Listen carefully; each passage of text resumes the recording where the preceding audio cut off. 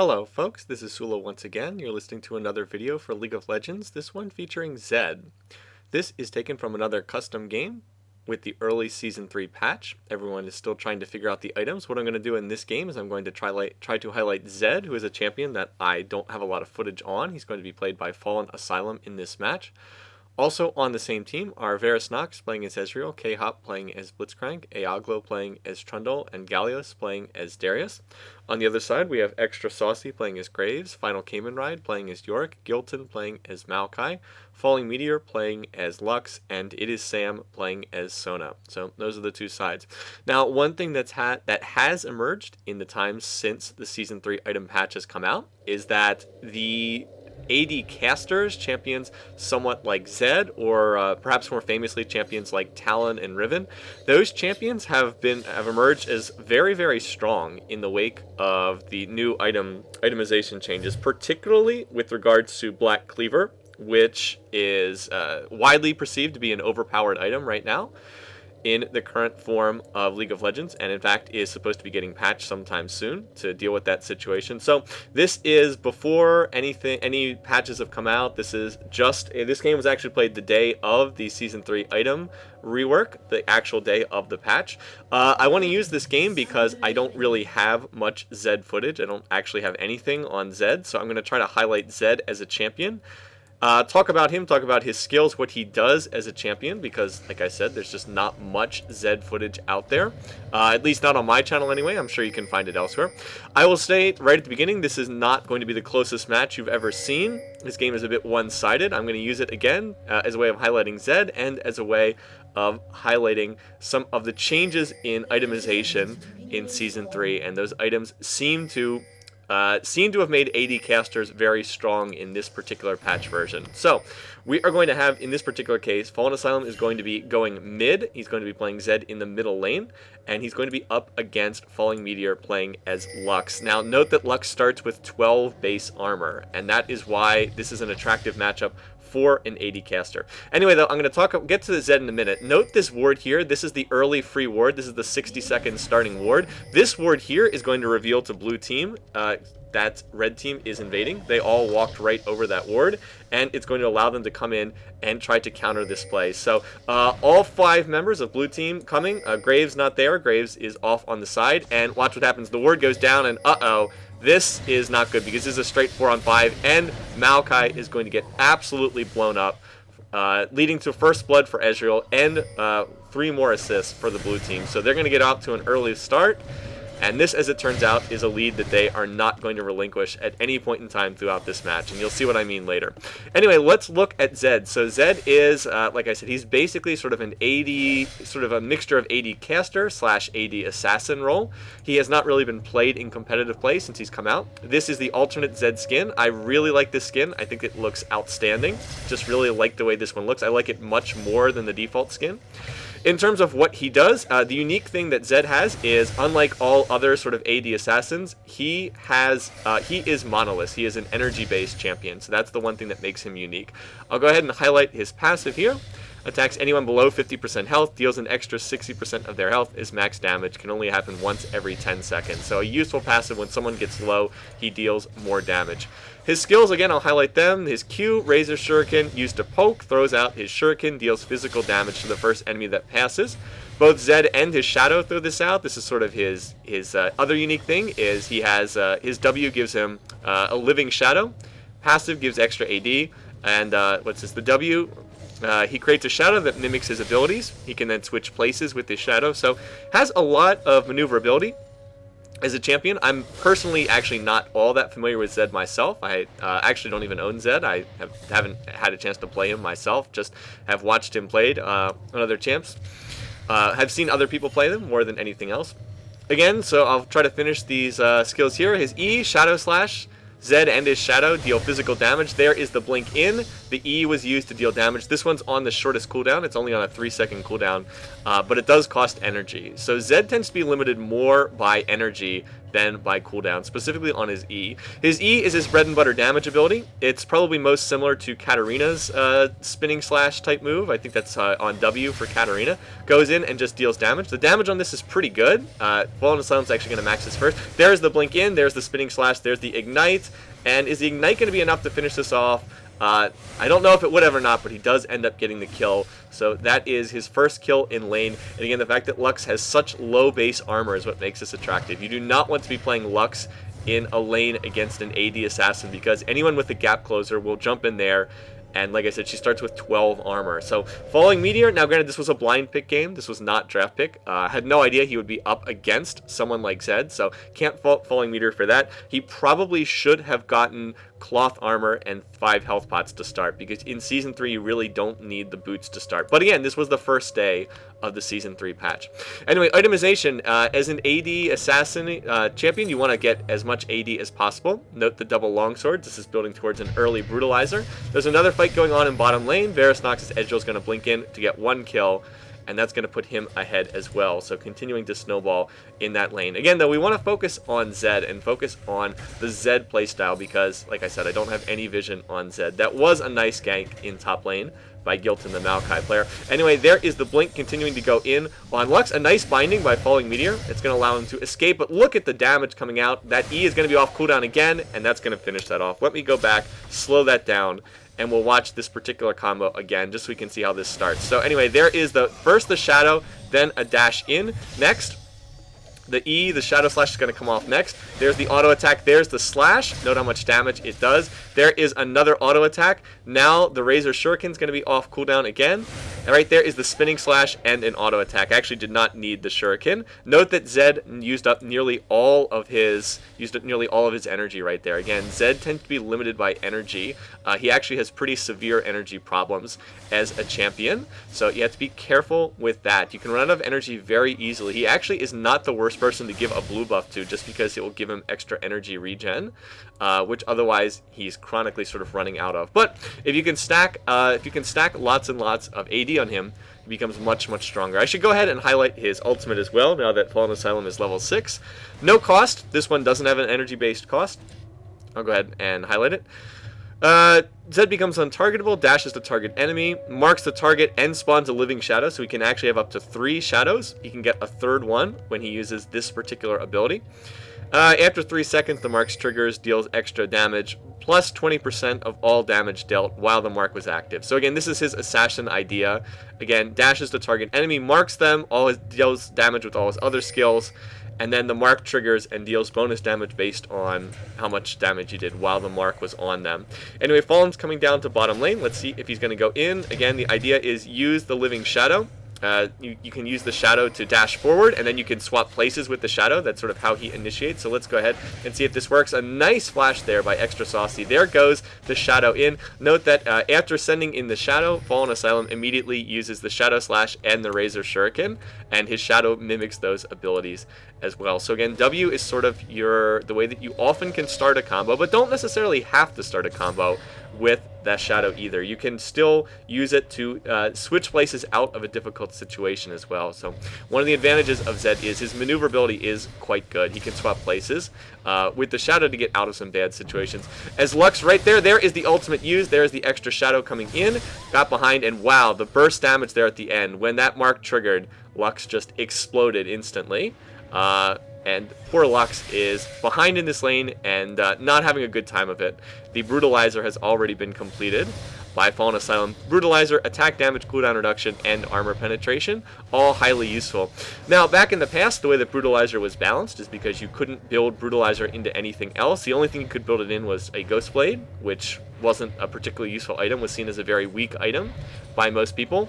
The fact that the Brutalizer now builds into a Black Cleaver is one of the reasons why Black Cleaver has become such a problematic item in terms of balance, just because of the fact that it gives, Black Cleaver gives health, gives attack damage, gives armor penetration, and it gives cooldown reduction. It's basically everything that most bruisers want. Any AD bruiser can pretty much use it. What's even worse is that the armor penetration is not a unique passive, so it does not. You can actually stack more than one if you want to, and that has the that is one of the reasons why It's been such a broken item in early Season 3 testing that in the sort of the pro games I've been seeing, the few that have been played this week, people have been banning champions like Talon in every game because the new items just make him far, far too strong. Can just stack all damage, and it just deals insane amounts of damage. As we're going to see later on in this game as well, Fallen Asylum's only at 114 damage. He went for the mobility boots, a bit of an interesting choice. The idea just again for initiation. Gives extra movement speed when out of combat. The mobility boots have been around for a while. Let's keep an eye on what's going on here in top lane. There's a Trundle gank coming in from the Iago. A nice pillar. There is the hook, though, from Gallius. Nicely played hook, by the way, from Darius. And then he's going to get the ult, and that's going to be enough to finish off final Cayman Ride. In comes Gilton, though. Maokai, let's see if he can finish this one off. He is going to hit the Twisted Advance, going to get the knockback right there. The Lux Laser comes in, dealing good damage. It's going to be one kill that Lux is... Yurik's going to get that after he's already dead. And then the Flash Binding, really nice. Good stuff from Falling Meteor. Even though he's already died a couple times in lane, he played that one quite well. And then there's another separate fight going on here in down and bottom lane. A 1-for-1 exchange. Meanwhile, now Fallen Asylum's going to go in. He is going to pick up one kill right there onto Maokai. Next, he's going to go. There's the Shuriken. And let's see what else is he going to use. He has enough for a W or E. Shadow Slash. I don't know the names of all these abilities. So right here, he still has enough. There's the auto attack.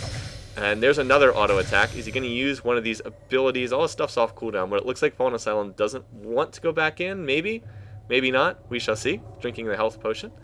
I did watch this. I did spectate this game live. Uh-oh, this is trouble. Let's go ahead and see what's going to happen here. There is the blink in. There is the double Shuriken toss. And that's going to be enough to finish that one off. I'll go back and just show this one again. See if I can catch this in real time and catch this one correctly. Okay, so let's go ahead and slow it down. Let's watch the abilities as they're used here. There is the initiation with W. There's the Shadow Slash. There's the double Shuriken. And now it's just waiting for the second slash to come off cooldown. And indeed, there it is. So what was that? That was W for the initiation, Living Shadow, an immediate Shadow Slash. Note that this has been maxed first to deal the extra physical damage. Again, 200 plus 39. 200 base damage, quite good. So W for the initial initiation, then a Spinning Slash, then a double Shuriken hit with both Zed and his Shadow. And then as soon as this is off cooldown, only a 2-second cooldown, Fallen Asylum uses it again. So he, in that particular fight, went W, E, Q, and then W, E, Q, and then E again when it came off cooldown. He actually did not have his ult up, but it looks like he didn't need it in that particular fight. So already 5-0-1, again, not representative of a standard game at all. Obviously quite fed in this match with the 5 kills this early in the match, but still is out into a lead, has grabbed a red pot, and has also picked up the Ruby Crystal, building Black Cleaver as the first item right there. Anyway, there's a fight going on elsewhere, but not too much that we can see. Falling Meteor has picked up a cloth armor. Probably should have gotten that. Probably should have had that to start, in all honesty, but again, was probably not familiar with Zed. Is coming down the bottom lane to gank right now. Has 47 armor, still quite low. There is the binding. Probably should have used the pool first to get vision on the brush before sending out the light binding. Graze is going to get one kill, but uh-oh, here comes Zed, and Zed does have double buff. There's the ultimate used right there. Is focusing Sona first, it looks like. Not sure if that's the best target, but is going to get one kill on Sona. Now going in again. Does have red buff, so slowing on those auto attacks. There's a second kill. Trundle from behind the tower as well. Graze with no mana, and oh dear, that was a triple kill for Zed, and just went right through the enemy team like they weren't even there. The double buff, again, the blue buff giving the quick energy regen. Let me see if I can figure out what that is. Does it list energy regen? 80 per 5. Wow, okay. So blue buff really does make a difference. I don't know what the natural energy regen per 5 is, but it's not 80, I'll tell you that. And then the red buff, of course, to slow on the auto attack. So Fallen Asylum is going to be sitting on a lot of gold, 2,100 gold in inventory, and has 8,000 gold on the game. The next closest person... Oh, wait, no. He doesn't have 8,000. He has 5,400 on the game, and nobody else is really close to that. Ezreal has 4,000, but no one else is really that close in this particular one. So now it's just a matter of going back to base, converting that gold into items, and there is the Black Cleaver. So let's get a look at the Black Cleaver. Health, attack damage, cooldown reduction, armor penetration. Again, none of this is a unique passive, so you can stack the Black Cleavers, and again, this is just everything that bruisers want. and this item has emerged as a real balanced nightmare right now. I believe that the build that Fallen Asylum was going for this game was Black Cleaver, Bloodthirster, and Last Whisper.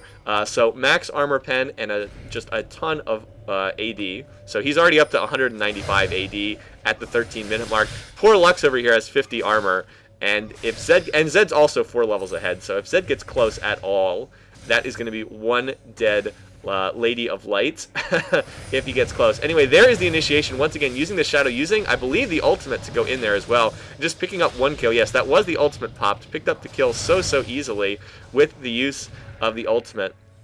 And then a combination of the Shadow Slash and the... what's the shuriken? What's it called? Razor shuriken, the Q and the E right there. So that kill was picked off very easily. And again, everyone is just melting due to all the armor penetration that Fallen Asylum has. Note that he has no energy right now, though, so he's going to need to back off and going to need to wait for that energy to replenish. So again, that is the weakness of Zed. He runs out of energy very quickly. Let me check out. The energy regen is normally 50 per 5. It goes up to 80 per 5 when he has blue.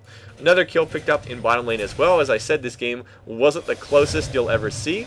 It is a 10-kill game. If that's not that interesting to you, feel free to check out something else. I'm just trying to highlight some gameplay of a champion that I don't really have much on, and also talk a little bit about the itemization here. So Fallen Asylum went ahead, stole the blue buff, able to get out, and this is a very sad Maokai walking through the jungle to find that, no, his blue buff is not there, and he is in fact gone.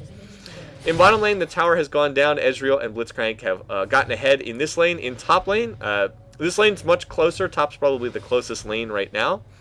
Mid lane, not as close. It is 9-0 against 1-5, so Zed has indeed snowballed out in front of this particular match. And now he's got the blue, so he can be much more aggressive in terms of spamming his abilities. It looks like blue team wants to push on this tower, although Lux is a pretty good wave clearer, so we'll have to be a little bit careful with that. Dodges the light binding right there. And the sapling, is he going to get it? Yes, the sapling does manage to get his damage off in that fight. One thing that's a little surprising, blue team hasn't gone and done dragon yet. It has been pretty open for them with the amount of control they have in bottom lane and in mid lane. You'd expect that they would want to go and take that just to grab the gold, not only to get more gold for themselves, but just to deny it to the enemy team. And this tends to be the case with neutral buffs. It's not even so much taking it for yourself, but you have the opportunity to deny it. Anyway, there is the initiation going in, and then Ezreal is going to blink in and finish that one off. Again, that time use the ultimate to go in and start that fight. Use the... Did he use Living Shadow in that fight? I'm not sure. I think he did. I think he used it in that fight. Anyway, going to have to use the Shadow for initiation. There's the Shadow to blink in. Uses the Shuriken. Now he needs to get in range again to use the E. But look at Gilton. He's going to Twisted Advance to a Wraith and then flash the wall. Really sick play there from the Maokai player. So really nicely done. I remember when I was spectating this game seeing that, and it was a very impressive escape there to get away from Zed, because Zed has enough damage that he would have finished that off pretty quickly. Anyway, blinking over the wall, use the Shadow, put the Shadow over the wall and then instantly trade places. That's a way to get over walls quickly. Can use it to escape, can use it to farm the jungle creeps faster, that sort of thing. In this case, just using it to take red buff. A fight going on in top lane. Blitzcrank has now come up the top, but uh-oh, Zed is now here as well. Just needs to initiate, and that is going to be enough to pick off another kill on someone who is pretty low. Actually, I think he did use his Shadow Slash, but it's just on such a short cooldown. It's only on a 2-second cooldown when it's fully maxed out in points. Anyway, here Trundle trying to escape, manages to avoid the light binding. I believe that he will get out of this one. Zed is also coming in on the backside of this fight, so keep an eye on this and see what's going to happen next. Zed going in is only half health, though. Going to target Lux. There is the ultimate right there. Poor Lux just going down so quickly. Is going to dodge out of the way of the laser. The Ezreal almost picking that off. Going to flash to get the last hit. Now going in. And again, that's a double kill. Shadow Slash is picking off most of these kills. 300 damage on a 2-second cooldown. Pretty scary right there. The ult is also on a short cooldown when Zed has blue buff, which he's had a lot of the time right now. So obviously 1202, way out in front. And that's really the way that it is with these sort of AD casters. If they get ahead, they're really dangerous. If they get behind, because they're melee and because they have to build a lot of offensive stats, if they fall behind, they tend to get blown up really quickly in fights, because if they build tanky, then they don't do enough damage. If they build all damage and they're behind, then they just get blown up instantly. Anyway, a different item here. This is a more experimental item. This is Ravenous Hydra. Again, melee only. Attack damage, health regen, life steal. And again, the unique passive is your attacks deal damage to units around your target, which causes you to hit people, not just the initial target, but hit people around that. Let's see if we see this in action here on these auto attacks. It only works on the auto attacks. Let's see. Yes, if you notice, he's actually hitting people around the target of the auto attack. And again, that is this unit. Ravenous Hydra is the upgraded form of Tiamat, which was in the past has been a total troll item, but is much more viable here in Season 3. Anyway, Fallen Asylum going in. He's going to use the clone for the initiation once again. Then the Shadow Slash is going to finish off one kill. Blitzcrank is going to take the next kill right there. So that's now 1303, and did use the Ravenous Hydra active, which causes 100% of your attack damage to units around you. Basically like a super version of Tiamat. Is there a visual indicator of when this happens? There is the initiation once again. He did use the unique active, once again on that unique crescent. Unfortunately, going into most of the enemy team right there. It's a nice Sona ult, it's a nice Lux ult, both of them hitting the full targets. Graves' ultimate going off as well. And Zed and Blitzcrank need to run out of here because that's too many people to be fighting. Now, while this is going on, Ezreal is split pushing. And again, used the dash once again to blink over the Baron Pit wall right there and make that escape. So that's sort of the other big advantage of Zed is his mobility. He is able to move around really quickly. Specifically, he can get over walls very easily with his W. His W does have the longest cooldown. I mean, you see it starts at about a 20-second cooldown and then goes down with more points in it. It is a very long cooldown. But when it's up, he basically has a free flash because he can put his clone down and then he can just shift places with his clone. And he can do that with, I believe he can do that with the clone from his ultimate as well. I think so. Yes, reactivating Deathmark will cause Zed to switch positions with this shadow. So you can swap positions with the Living Shadow or the Deathmark Shadow. So anyway, Zed has a fairly high skill cap in terms of managing the shadows. And I think that's one reason why we haven't seen him played that much. Anyway, there's the initiation on the Sona. Sona's going to flash to get out of that. Actually, no, she's not going to get out of that. It looks like the ultimate, the Deathmark, when it went off, did an extra 300 something damage. So no, Sona actually did not make it out. And there's those nerf Zed please coming out from Sona. Anyway, this is not such a great fight though. Gonna get binded by Maokai and then get lasered by Lux right there. Actually, no, died before the Lux laser went off. So that is going to end the killing spree on Zed right there. The only problem for Red Team is they did use a lot of their cooldowns in taking down Zed. So this is not really an opportune time for them to be fighting. Not while they already have most of their ultimates on cooldown and not available. So, like I said, not the greatest time to fight, but it looks like they may be trying to initiate this. Anyway, Trundle just needs to get off the pillar. There is the Arcane Shift backwards, taking Maokai into positions. He doesn't really want to go, and then a pull under the tower. Poor Maokai is going to get killed by the tower of all things. And now the fight continues. Varus Nox's Ezreal is pretty strong as well. He actually is 6-0, and he has also built a Black Cleaver down there. Also has that health, attack damage, cooldown reduction, armor pen. So also has all of that. And then the passive that has the armor shred. So looks like this is not going to go into a bigger fight. Zed is on his way back, and that's going to spell trouble. Zed is 14-1. Continuing to buy towards the Last Whisper for even more armor penetration. So we'll keep an eye on this. Looks like, where is Zed? Zed is, actually Zed's initiating right there. He's going to go right into the middle of the team. He's going to get crowd controlled by Sona. But if he can continue chasing this up, there is the grab. Poor Sona. Going to get pulled into the middle of the team. Dies before the Darius ult can even go off. And that was just a situation where Red Team too far behind that just really needs to not be in the middle of the field, needs to get out of there. Now Fallen Asylum is starting to get a fair amount of lifesteal. He's got quite a bit. Got some lifesteal from his Ravenous Hydra, 10% lifesteal. Can build into a Bloodthirster later or something like that. That's trouble. Falling Meteor is going to try to escape, and indeed is going to make it out, but has to burn Flash. Does not want to pick a 1v1 fight with the extremely fed Zed in this game. Actually used the Ravenous Hydra to kill the red buff as well. There's a fight going on in mid. Trundle is going to make it out of there, but here comes Ezreal. That's not good. Ezreal does have a fade, so he's going to be slowing on those auto attacks, and Fallen Asylum Zed is going to pick that off. He also has the red buff, so no escape in that particular fight. Lux is also a little bit too close. There is the initiation by Ezreal, getting the slow again on those phage procs. Now it's just a matter of Zed catching up and finishing off that kill, and then once again disengaging, moving out. So yeah, not even going to try to flash, as Maokai says. So yes, Zed, the ability, the high mobility, single target damage, the weaknesses of Zed. He's not very tanky. If he doesn't get kills, he's going to be pretty useless overall. So definitely a situation where you need to get ahead. The rest of the blue team pushing on this tower. Poor Sona, unfortunately, going to get Blitzcrank hooked again. Now Darius is going to use his ult, and along with Ignite and the bleed stacks, that is going to get that kill as well. Zed is actually not even here. He's back buying a base, but we'll keep an eye on the action right here.